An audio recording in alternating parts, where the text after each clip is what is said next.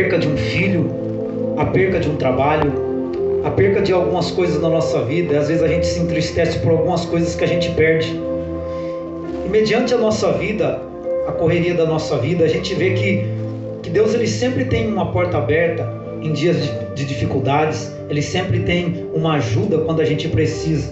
E Deus me levou lá no livro de Salmo a conhecer um pouquinho sobre o livro de Salmo, que se encontra lá no livro de Salmo, capítulo 46, no versículo de 1. Graças a Deus, 1 a 3. Graças a Deus. Que diz assim: Deus é o nosso refúgio e fortaleza, socorro bem presente na angústia. Pelo que não temeremos, ainda que a terra se mude e ainda que os montes se transportem para o meio dos mares, ainda que as águas rujam e se perturbem, ainda que os montes se abalem pela sua braveza, há um rio cujas correntes alegram a cidade de Deus, o santuário das moradas do Altíssimo.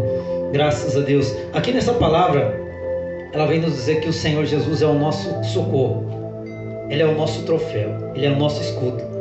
E o Senhor Jesus me leva, depois do livro de Salmos, o Senhor Jesus me levou lá no livro de Reis a conhecer o testemunho de uma mulher que havia perdido o seu sustento, a sua sustentação. Imagina você, alguém que é o seu sustento, alguém que é o seu socorro, alguém que é a quarta perna da tua cadeira, aquela pessoa que te sustenta, que te empresta o ombro amigo, que te levanta quando você está caído, que te alegra quando você está triste, que te dá o apoio quando você se sente abandonada.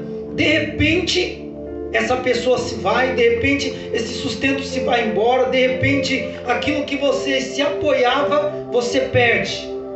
Aconteceu na vida de uma mulher.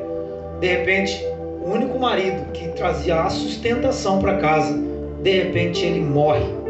E ela se depara numa situação em que ela está totalmente vulnerável. Porque além dele morrer, ele deixa dívidas. Além dele morrer, ele deixa muitas dívidas. E toda dívida que a gente tem, uma hora ou outra, ela vai ser cobrada, sim ou não? Ela vem ser cobrada, porque a palavra de Deus fala assim, que tudo aquilo que a gente planta, a gente colhe. Não é diferente na nossa vida profissional, não é diferente na nossa vida material, não é diferente na nossa vida emocional. Tudo aquilo que a gente está plantando, a gente está colhendo nessa terra. Eu gostaria, em nome do Senhor, de ir lá para o livro de Reis, graças a Deus, que conta a história. Louvado seja o nome do Senhor Jesus. A história de uma mulher, graças a Deus,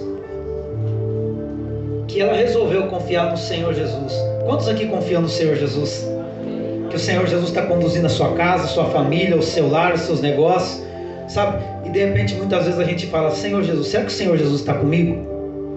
Será que o Senhor Jesus está mesmo, como diz essa palavra, cuidando de mim?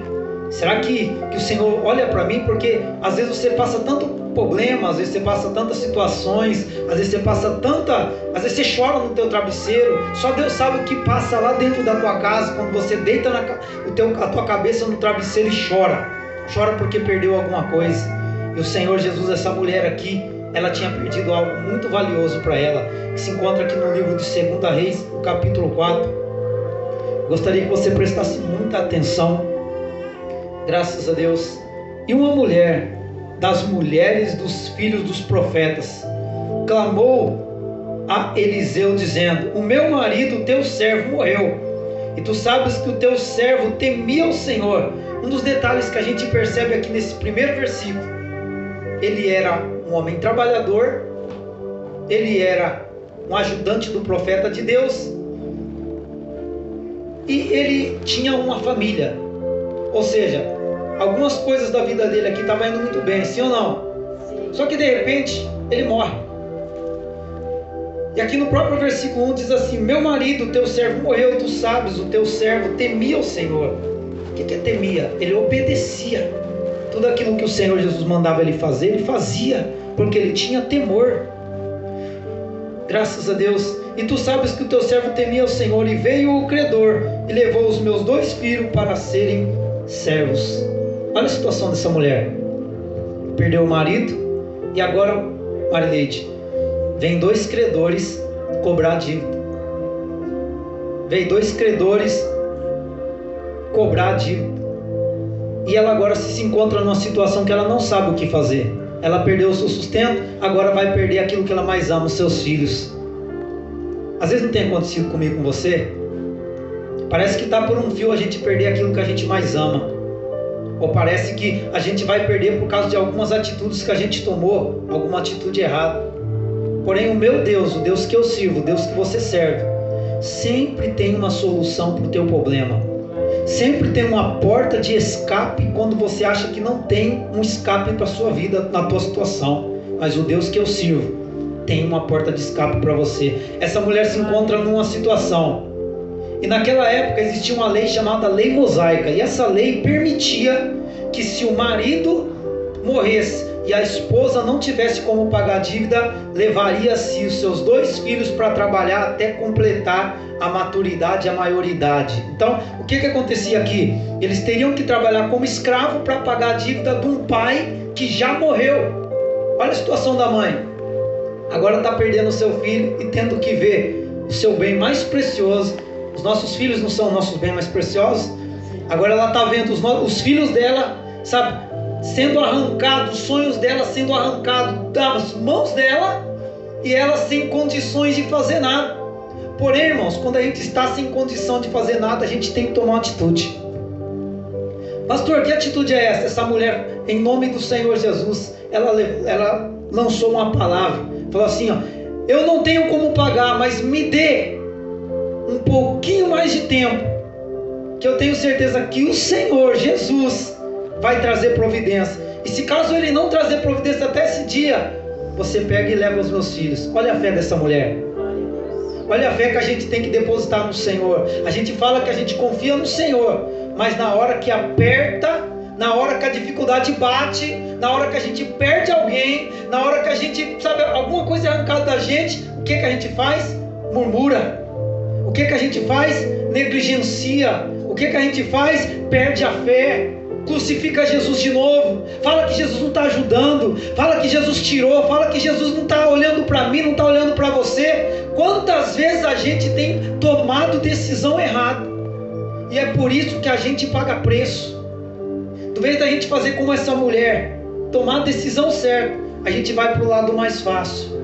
A gente vai para o lado do pecado. A gente vai para o lado do mundo, a gente vai para o lado da prostituição, a gente vai para o lado das drogas, porque o caminho mais fácil. Eu quero esconder um sentimento que estou passando agora. Eu quero esconder um sentimento que está doendo dentro de mim agora. Por quê? Porque está doendo. É uma dor e eu quero esconder isso. Mas o maior caminho para a gente esconder e tirar a dor que está dentro do nosso coração é aos pés do Senhor Jesus. Não tem outro caminho, o caminho é Jesus. E essa mulher faz algo tão interessante, igreja. Ela toma uma decisão. Agora, depois que ela fala, ela tem que tomar uma decisão. Ela confiou. E o que ela faz agora no versículo 2? Ela vai até o profeta. Ela vai buscar ajuda. E Eliseu lhe disse: que te hei eu de fazer? Olha aí, Márcia. Ela vai até o profeta, esperando o quê? Uma palavra, irmão. Uma palavra que a levantaria. Ou seja, nos dias de hoje ela falou assim: você quer que eu pague a sua dívida? Você quer que eu pague as dívidas que o seu marido deixou? Ela queria, sabe, eu imagino que ela queria esse tipo de solução. Mas porém, Deus não dá nada fácil para a gente, porque a gente não vai valorizar.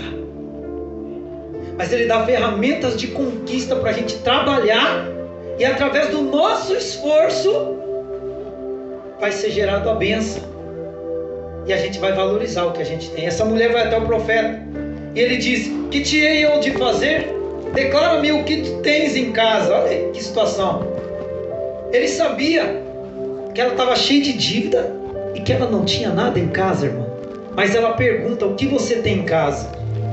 De repente a tua vida se encontra vários problemas, e a mesma pergunta bate na tua porta todos os dias: o que você tem na tua casa? Tem um pouquinho de fé aí? Tem um pouquinho de alegria? Tem um pouquinho de esperança?